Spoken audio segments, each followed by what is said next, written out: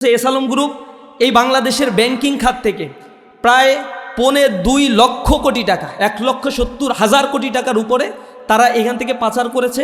এগুলো যখন যাচাই বাছাই করা হয়েছে তখন দেখা গিয়েছে গোয়েন্দা রিপোর্টে যে এই টাকার অধিকাংশই হচ্ছে বিদেশে পাচার করা হয়েছে, দেশে এই টাকার সিংহভাগই আসলে নাই। অর্থাৎ সেখানে রিসিভার নিয়োগ দেওয়ার পরেও দেখা গিয়েছে এসালম গ্রুপের যে সম্পত্তি এই দেশে রয়েছে তা যদি একসাথে ক্রক করা হয় তাতেও যে পরিমাণে ব্যাংক ঋণ তারা নিয়েছে এগুলো সবই হচ্ছে ব্যাড ডেট। একেবারে ব্যাড ডেটগুলো ঋণ পরিশোধ করতেও বেগ পেতে হবে, তাদের এই সম্পত্তি দিয়ে 10 ভাগের 1 ভাগও করা আসলে সম্ভব নয়। সেই পলাতক আসামিদেরকে আমরা জানি নির্বাচনের সময় তাদের সহযোগিতা নেওয়া হয়েছিল। সালাউদ্দিন আহমেদ যিনি ডিফ্যাক্টো প্রধানমন্ত্রী, তিনি নির্বাচনের পূর্বে নিজের দলের কাছ থেকেই শোকজ খেয়েছিলেন এসালমের গাড়ি ব্যবহার অথবা তাদের কাছ থেকে আর্থিক সুবিধা গ্রহণ করার জন্য। কিন্তু সেই এসালম আষ্টে পৃষ্ঠে আজকে জড়িয়ে ধরেছে বিএমপিকে। পাশাপাশি আরও কিছু অ্যাক্ট যেগুলো সংশোধন করা হয়েছে অথবা যেগুলো ল্যাপস করে দেওয়া হয়েছে, যেগুলো উত্থাপন করা হচ্ছে না, এগুলো জনমনে তীব্র সন্দেহ সংশয়ের সৃষ্টি করেছে। গুম প্রতিরোধ প্রতিকার অধ্যাদেশ, এই অধ্যাদেশে কী সমস্যা?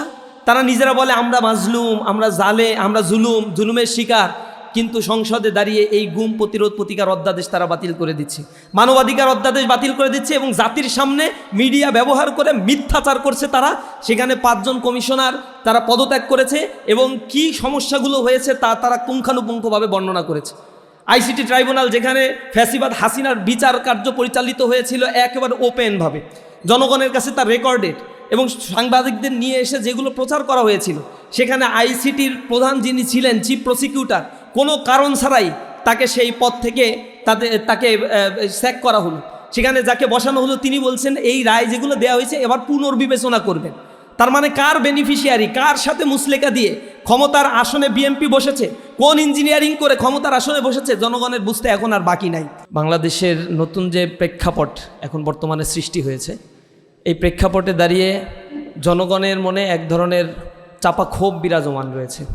আমরা বাংলাদেশের প্রত্যন্ত এলাকাগুলোতে ঘুরে ঘুরে যে বিষয়গুলো মানুষের কাছে শোনার চেষ্টা করছি, তাদের কথাগুলো বলার চেষ্টা করছি, এগুলো মিডিয়ার মাধ্যমে জনগণের এই কথাগুলো সরকারের কাছে আমরা আবেদন হিসেবে উপস্থাপন করছি। কিছু কিছু ক্ষেত্রে বিক্ষোভ মিছিল করছি, মানববন্ধন করছি, আমাদের বিশ্ববিদ্যালয়ের শিক্ষার্থীরা অবস্থান কর্মসূচি পালন করছে। আমরা সরকারকে সহযোগিতা করার মানসিকতা নিয়েই মূলত এই জাতীয় কার্যসূচিগুলো পালন করছি, যাতে সরকার বুঝতে পারে জনগণের পালস কি, জনগণ আসলে কি চায়। সংবিধানের যে 7ম অনুচ্ছেদের মধ্যে জনগণকে এই রাষ্ট্রের মালিক বলা হয়েছে। সেই মালিকদেরকে মালিক যাদেরকে ক্ষমতায় বসিয়েছে, অর্থাৎ যারা হচ্ছে সেবক হিসেবে ক্ষমতায় বসেছে, এই সেবকেরা এখন মালিকের কথা শুনছে না। এমন যদি চলতে থাকে কতক্ষণ আর চলতে থাকবে? গণভোটের রায় দিল 70% মানুষ, তারা বলল যে আমাদের এই 4টা বিষয়ের উপরে আমরা হ্যাঁ ভোট দিলাম, তোমরা এর উপরে কার্যকর ব্যবস্থা গ্রহণ করো। দুনিয়ার ইতিহাসে গণভোট হয়েছে এবং তার রায় বাস্তবায়নে গড়িমসি অথবা করে নাই, এটা মনে হয় বাংলাদেশ ছাড়া আর খুব বেশি জায়গায় কোনো দৃষ্টান্ত খুঁজে পাওয়া যায় না।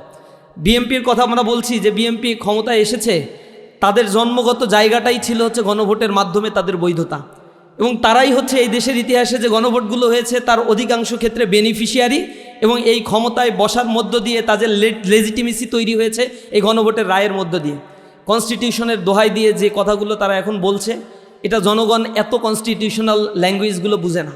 কোন অধ্যাদেশ পাশ করা হচ্ছে কি হচ্ছে না আমাদেরকে বোঝানোর চেষ্টা করছে। 133টার মধ্যে তো 90টার অধিক বাস্তবায়ন করে ফেললাম, এই 20-25টা যা আছে এইটা কি এত অল্প সময়ের মধ্যে করা সম্ভব? সময় তো এখনও পড়ে আছে, আস্তে আস্তে আমরা এগুলো পরবর্তীতে বিল আকারে আবার উপস্থাপন করব।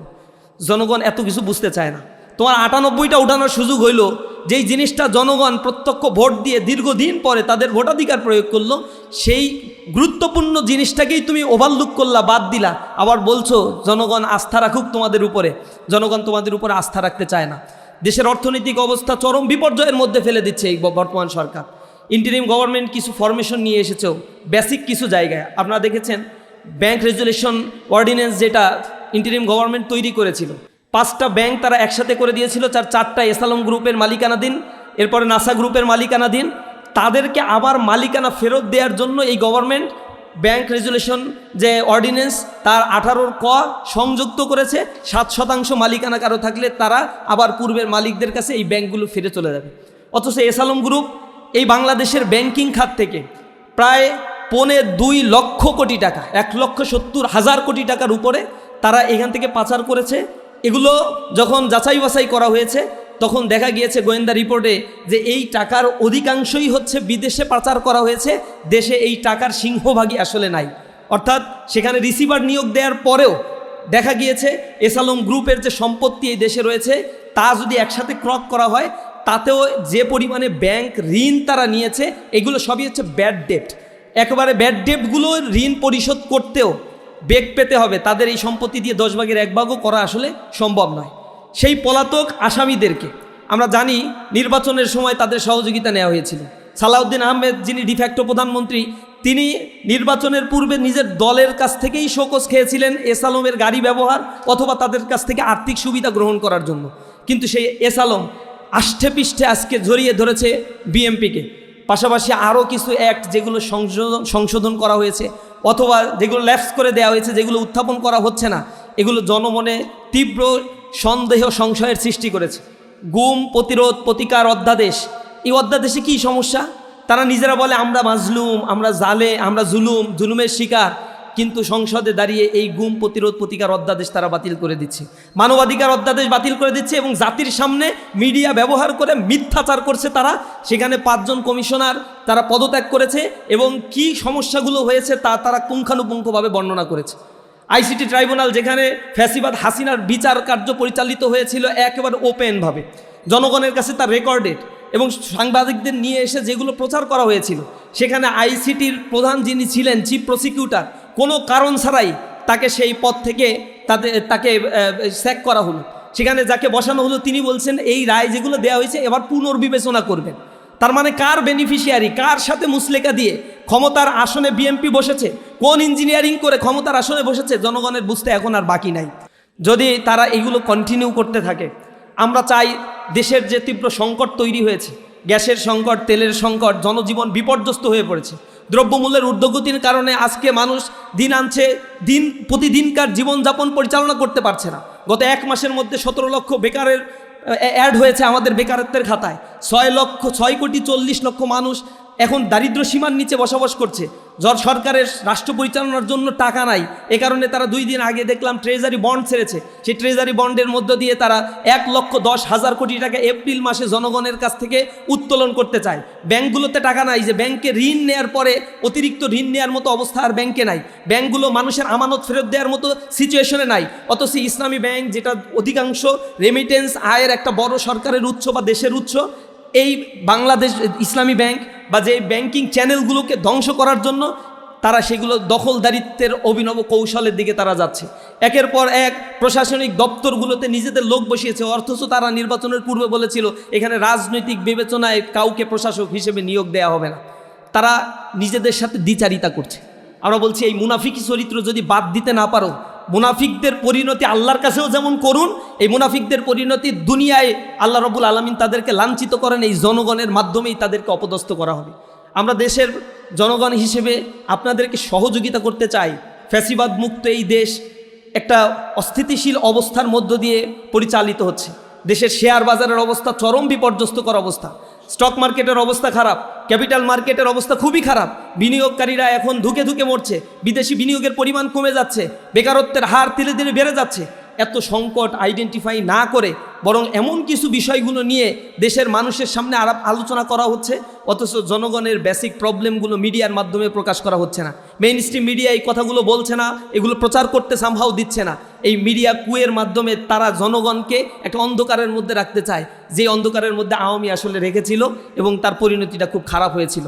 আমরা বলছি আমরা শান্তিপূর্ণভাবে কর্মসূচি পালন করছি, প্রতিটা জায়গায় মিছিল করেছি। ইসলামী ছাত্র শিবিরের পক্ষ থেকে লাস্ট 10 দিন টানা মিছিল কর্মসূচি করেছি, অবস্থান কর্মসূচি করছি, ক্যাম্পাসে ক্যাম্পাসে মানববন্ধনের মাধ্যমে আমরা সরকারের দৃষ্টি আকর্ষণ করার চেষ্টা করছি।